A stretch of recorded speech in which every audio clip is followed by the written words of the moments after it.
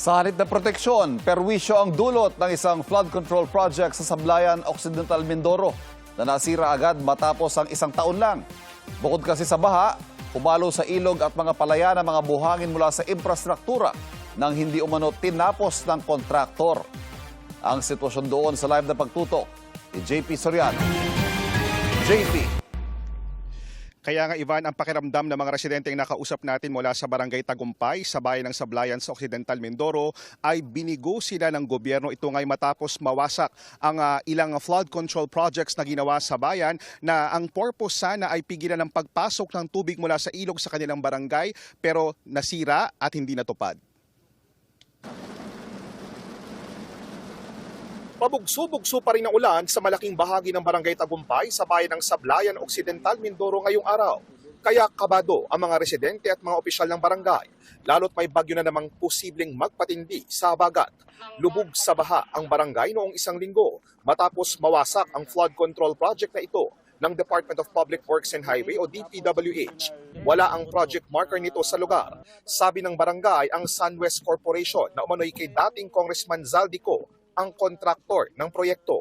Mga kapuso, last week, August 18 at August 19, sa kasagsagan ho ng napakalakas at mataas na volume ng ulan sa malaking bahagi ng Luzon, bigla pong nahati sa gitna ang isang malaking bahagi ng flood control project na ito ng DPWH at aabot po sa 300 to 500 meters ang naputol, dahilan para mas lalo pong naapektuhan ng baha ang mga taga-barangay Tagumpay. Mga buhangin na pundasyon ng nasirang flood control project ang humalo sa tubig ng ilog at humalo sa ekta-ektaryang palayan. Ayon sa Barangay Tagumpay, sa tingin nila'y binigo sila ng pangako ng DPWH District Engineers noon na ito na ang magpapahinto ng baha sa kanila. Isang taon matapos maumpisahan ang proyekto noong 2025, nasira na ang ilang bahagi nito.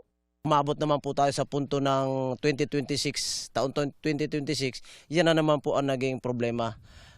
Yan, nakita ho ninyo yung mga depekto nung ginawa nila dahil napag-iwanan na ho nila, hindi na kumpleto ng contractor yung project, ay lalong lumaki ho ang pinsala. Nang bumigay ang pundasyon ng flood control project, bumungad sa kanila ang tunay na kalidad ng materyales ng proyekto. Noong una kasi sila, may mga substandard na bakal din dyan. So nung ni-repair nila, mas maganda na yung ginawa. Ang kaso, naiwanan naman po nila, hindi na ituloy-tuloy ni SunWest, yun, nagsimula. Sino po nagsabing substandard? May nakita ho kasi kami dyan na mga maliliit na bakal.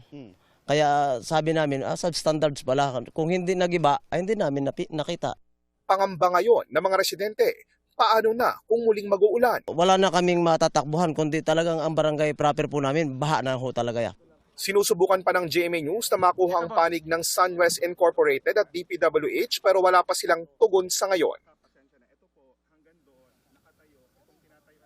At Ivan, may isang oras mula doon sa Barangay Tagumpay. Narating po natin ngayon ang Barangay Claudio Salgado kung saan isa pa palang flood control project ang nawasak din itong habagat. Sa likuran ko yung river wall, makikita nyo, nahati po yan at nagkahiwa-hiwalay. Naging dahilan po ng matinding pagbaha sa barangay. At ngayon po, narito rin po yung ilang barangay officials na meron po silang hinahanap na kanilang kabarangay na inagos po ng ilog sa kasagsagan ng baha. At yan muna ang latest. Balik muna sa iyo, Ivan. Ingat, maraming salamat, JP Soriano.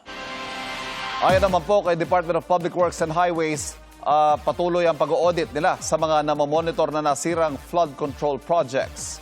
Pero titiyakin nilang aayusin ang mga ito.